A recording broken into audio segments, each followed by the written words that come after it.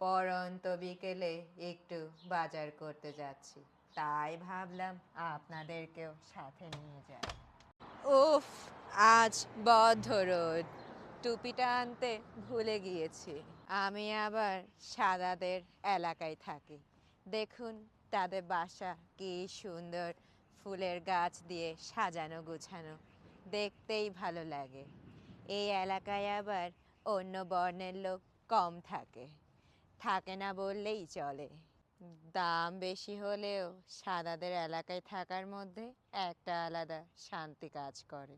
দেখুন পরিবেশটা কি সুন্দর।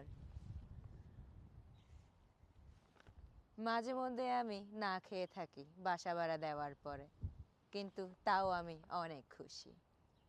অনেক সুন্দর হলেও বিদেশে থাকার একটা ঝামেলা আছে, সব জায়গায় খালি হেঁটে যেতে হয়। আমি আবার গরিব মানুষ, আমার গাড়ি বাড়ি নেই।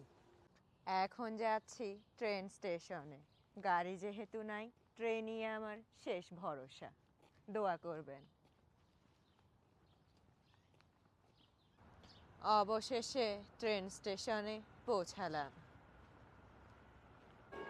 কি ভাগ্য ভালো আমার, এসে ট্রেনটা পেয়ে গেলাম।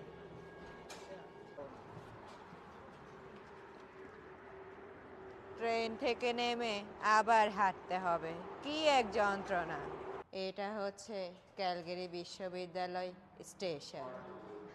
আমাদের ঢাকা বিশ্ববিদ্যালয়ের মতো যেমন শাহবাগ আছে, এখানে আছে এই স্টেশনটি। পার্থক্য হচ্ছে এটা খুবই পরিষ্কার ঝকঝকে তকতকে, আর আমাদের শাহবাগ খুব জঘন্য নোংরা। ও পাশে হচ্ছে ক্যালগেরি বিশ্ববিদ্যালয়, আর আমি যেই বাজারটা যাব সেটা হচ্ছে ওই পাশে। আর দেখেন দূরে কি সুন্দর পাহাড় দেখা যাচ্ছে। এই শহরটাই হলো পাহাড়ের উপরে। ঢাকায় যেরকম প্রতি এলাকায় মসজিদ আছে, এখানেও ঠিক প্রতিটা পাড়ায় একটা করে চার্চ আছে। এই দেখুন আমার পেছনে একটা। দেখুন প্রতিটা এলাকায় পাহাড়ের খাঁজে খাঁজে বানানো, আর কি সুন্দর প্রত্যেকটা বাড়ির আশেপাশে গাছ দিয়ে ভরা। এনারা খুব গাছ লাগান। ওই যে অদূরে দেখা যাচ্ছে আমার বাজার। এই যে দেখেন আর একটা চার্চ। এই যে দেখেন আর একটা চার্চ। একটা মজার ব্যাপার হলো এখানকার চার্চ শুধুমাত্র রবিবারে ব্যবহার করা হয়, আর সপ্তাহের অন্যান্য দিন ব্যবহার করা হয় বাচ্চাদের ডে কেয়ার হিসেবে।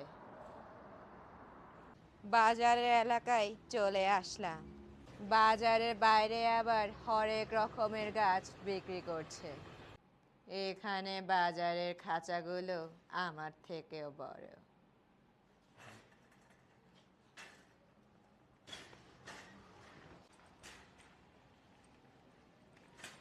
এক বাক্স স্ট্রবেরি কিনলাম,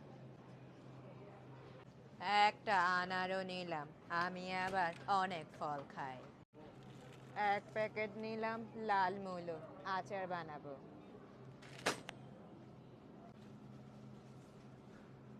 এক আটি ধনিয়া পাতাও নিলাম। এখন নিচ্ছি এক আটি ডিল। তারপরে নিব পুদিনা আর পার্সলি, আমার ফ্রিজে এগুলো সব সময় থাকে।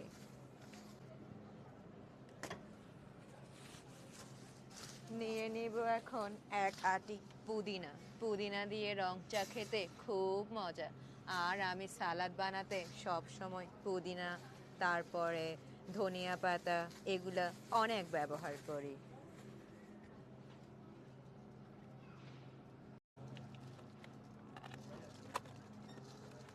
নিয়ে নিচ্ছি কিছু পাকা মরিচ। আমার ফ্রিজে সব সময় পাকা মরিচ, কাঁচা মরিচ থাকে, আর আমি অনেক ঝাল খেতে পছন্দ করি। আমি সব কিছুতেই বেশি বেশি ঝাল দিই।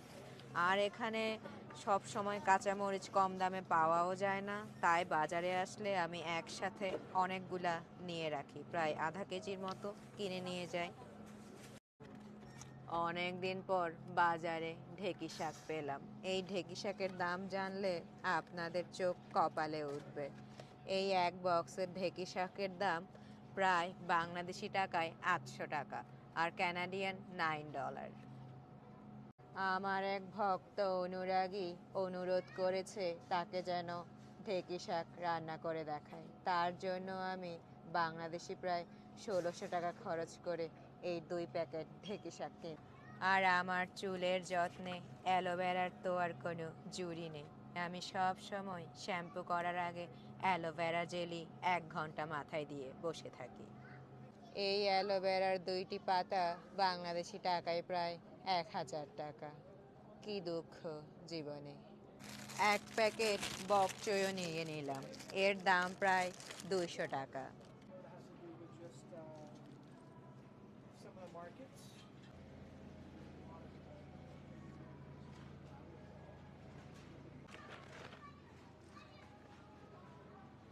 নিয়ে নিলাম কাজু বাদাম, ওয়ালনাটস আর মিষ্টি কুমড়ার বিচি। আমি সালাদে এগুলা দিতে পছন্দ করি আর খুবই স্বাস্থ্যকর। এগুলোর দাম পড়েছে এক একটা প্যাকেট $7.99, বাংলাদেশি টাকায় প্রায় 600 টাকার মতো। নিয়ে নিচ্ছি ফেটা চিজ, এটা আমার সালাদের জন্য নিচ্ছি। আমি সালাদ খেতে খুব পছন্দ করি, আপনারা জানেন। আর এটার দাম $4.99। এটা হচ্ছে আন্তর্জাতিক খাবার বিভাগ, এখানে চাল ডাল সব কিছুই পাওয়া যায়। আমার এক প্যাকেট ডাল লাগবে, ডাল শেষ হয়ে গিয়েছিল। তারপর লাগবে, আর কি জানি লাগবে, আমার মনে পড়ছে না। এই যে চানাচুর মুড়ি সবই আছে এখানে। বেশিরভাগ মনে হচ্ছে ইন্ডিয়ান খাবার দাবার। হ্যাঁ, বিস্কিট, চা। দেখুন, কচু পাতার শুকনো প্যাকেট। এই প্যাকেটের দাম বাংলাদেশি টাকায় 300 টাকা প্রায়। আমি কখনো খেয়ে দেখিনি, আমি বুঝতেছি না এটা কিভাবে খাবো। আমার কি নেওয়াটা ঠিক হবে?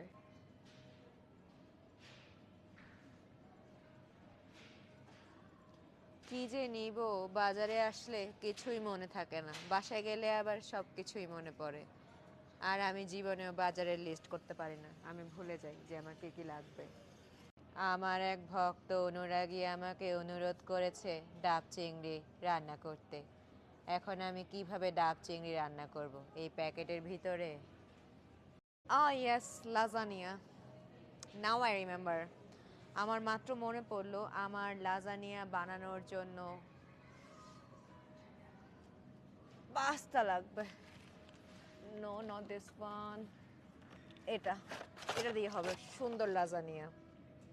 আপনাদের জন্য আমি লাজানিয়া বানিয়ে দেখাবো, আবার বিশ্বাস করবেন না, আমি অনেক ভালো লাজানিয়া বানাই।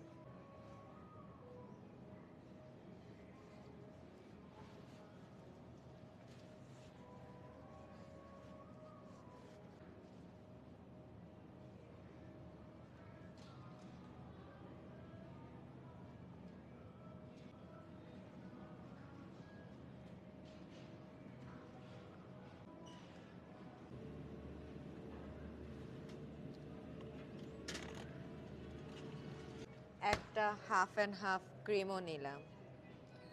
আমি ক্রিম খুব একটা রান্নায় ব্যবহার করি না, কিন্তু মাঝে মধ্যে লাগে। যেমন যদি আমি ম্যাশড পটেটো বানাতে চাই তখন লাগে, বা হচ্ছে যে মাশরুম যদি স্যুপ বানাতে চাই তখন লাগে। অনেক কিছুতেই লাগে, কিন্তু আমি আজকে অনেকদিন পর ক্রিম কিনলাম। আর আমি ডার্ক চকলেট খাবো, ইদানিং আমার চকলেট খাওয়ার খুবই ক্রেভিংস হয়, তো ভাবলাম ডার্ক চকলেট নিব। আমি খুঁজে পাচ্ছি না সেকশনটা। চকলেট খুঁজতে খুঁজতে, আচ্ছা এগুলো এগুলো এগুলো না, এগুলো নোপ, এগুলো একটা ডার্ক চকলেট না। আমি অন্ধ, আমি একটু আগে দেখি নাই, এখন মাত্র দেখলাম ডার্ক চকলেট উইথ হ্যাজেলনাট। দুইটা নেই, কারণ সবসময় তো বাজারে আসার সময়ও পাই না আমি। আমি এখন বেকিং সেকশনে। এখানে বেকিংয়ের যা যা লাগে সব কিছুই মোটামুটি আছে। আমার লাগবে বেকিং শিট, যেটা আমি এখনো দেখছি না, খুঁজে বের করতে হবে। এখানে এত বড় বড় হচ্ছে র্যাকগুলো, আমি খুঁজতে গিয়ে হিমশিম খাই।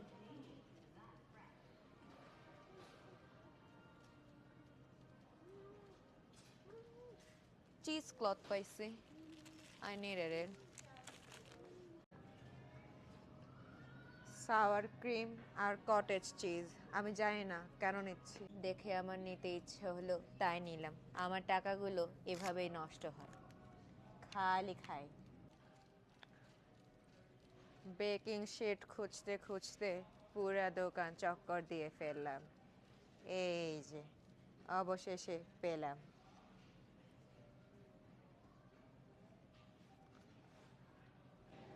এখন হচ্ছে বিল দিতে যাই, কাউন্টারে যাচ্ছি। কত টাকা যে আসবে এই সবজির দাম ভেবেই বুকটা ধড়ফড় করছে। একটা জিনিস নিব ঠিক করে এসে 10টা জিনিস কিনে ফেললাম। আমার জীবনটাই এমন, খালি সিদ্ধান্তহীনতায় ভুগি। এক কাজ করতে গিয়ে 10টা কাজ বাড়ায়।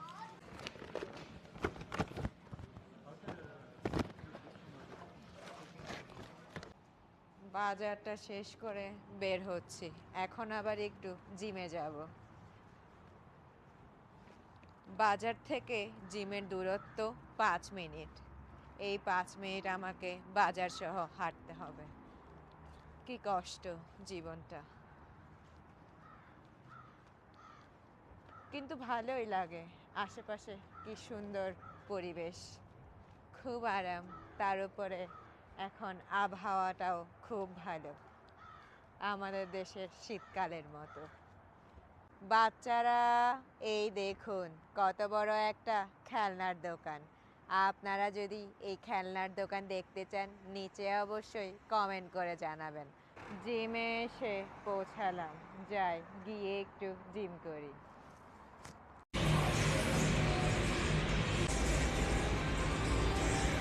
জিম শেষ করে বাড়ি ফিরছি। কি সুন্দর সূর্যাস্ত হচ্ছে দেখুন, এখন বাজে রাত 9টা। এই ব্রিজটা পার হয়ে ট্রেন স্টেশনে যেতে হবে।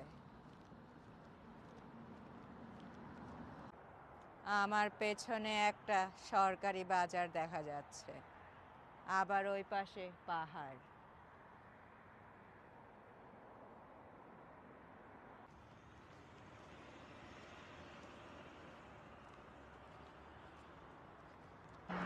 এই দেশটায় হাঁটা চলা করে একটা শান্তি আছে, খুব পরিষ্কার, ঝকঝকে টকটকে, আর কেউ আপনাকে ডিস্টার্ব করবে না।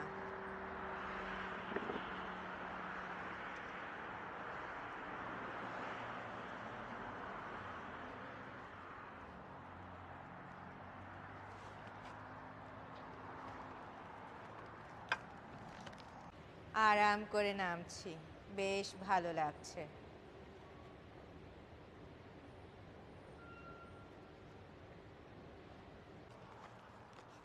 ভাগ্য কি ভালো, ট্রেন চলে এসেছে।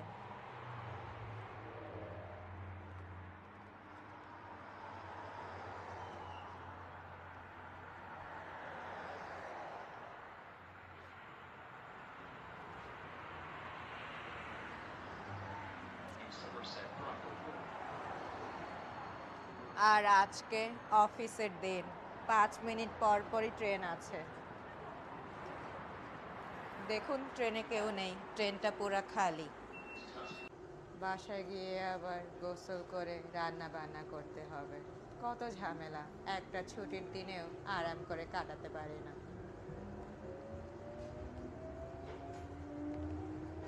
তবে যাই হোক, বিদেশ খুব আরামের।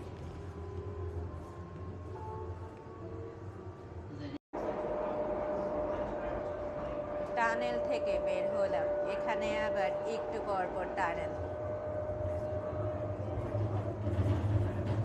আমার গন্তব্যস্থলে চলে এসেছি প্রায়। এই স্টেশনেই আমি নেমে যাব। ট্রেন থেকে নেমে আবার হেঁটে হেঁটে বাসায় যেতে হবে।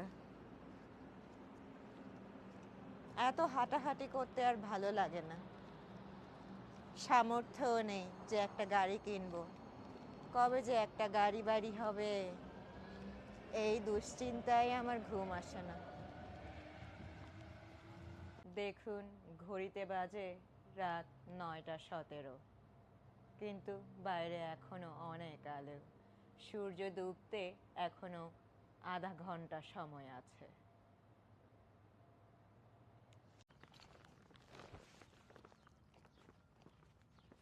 সারাটা দিন সারাটা রাত পাখি শুধু কিচিরমিচির করে। দেখুন, গাছ ভর্তি পাখিরা কিচিরমিচির করে ডাকছে। এখানে ঘুম থেকে উঠেও শুনি পাখির ডাক, ঘুমাতে যাইও পাখির ডাক শুনে ভালোই লাগে। আমার পেছনে দেখতে পাচ্ছেন একজোড়া হাঁস। ওরা আপনার বাড়িকে নিজের বাড়ি মনে করে বসবাস শুরু করে দিবে, আর আপনি কিছু বলতেও পারবেন না। আপনি কিছু বলতে গেলেই উল্টো আপনার উপর হামলা করবে। কানাডায় আসলে আপনারা অবশ্যই এদের থেকে দূরে থাকবেন।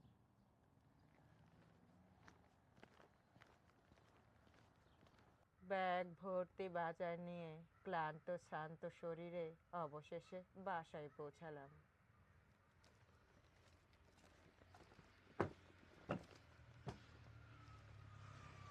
আমার দেখে একটা পার্সেল আসছে, একটু পরে নিতে আসবো। আজকের মতো সবাইকে বিদায়। দেখা হবে নতুন আরেকটি ব্লগ নিয়ে। ভালো থাকবেন সবাই।